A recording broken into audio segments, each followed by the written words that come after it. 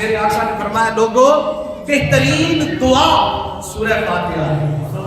جب بندہ کہتا ہے الحمدللہ رب العالمین، اے تمام تعریفوں کے مالک میرے رب، تمام تعریفوں کے رب، جب تمام جہانوں کے مالک رب، جب اس تعریف سے دعا کی ابتدا ہوتی ہے تو فرمایا جب بندہ آگے پڑھتا ہے رب العالمین الرحمن الرحیم مالک یوم الدین ایاک نعبد و ایاک نستعین اہدنا الصراط المستقیم، اور مجھے سیدھی راہ دکھا کس کی؟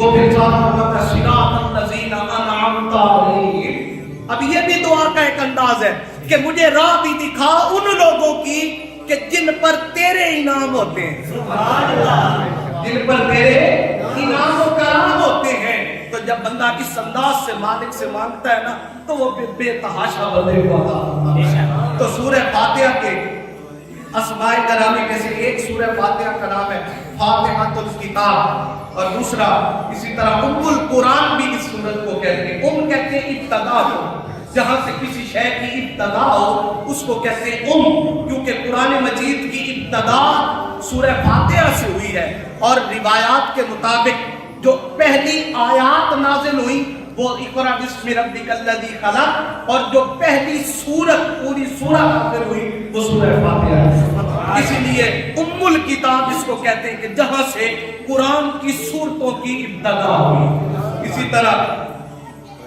آگے فرمایا کہ اس کو سورہ الحمد بھی کہتے ہیں کہ اس میں رب کائنات کی حمد بیان کی گئی ہے، تعریف کی گئی ہے۔ ام الکتاب بھی اسے کہتے ہیں، الوافیہ بھی اسی کا نام ہے، الشفاء۔ فرمایا سورہ فاتحہ کا نام کیا ہے؟ الشفاء۔ اور نبی کریم صلی اللہ علیہ وسلم نے فرمایا اگر کسی بیمار پر سورہ فاتحہ پڑھ کے دم کر دی جائے تو اللہ کریم اس کو شفا عطا فرمائے۔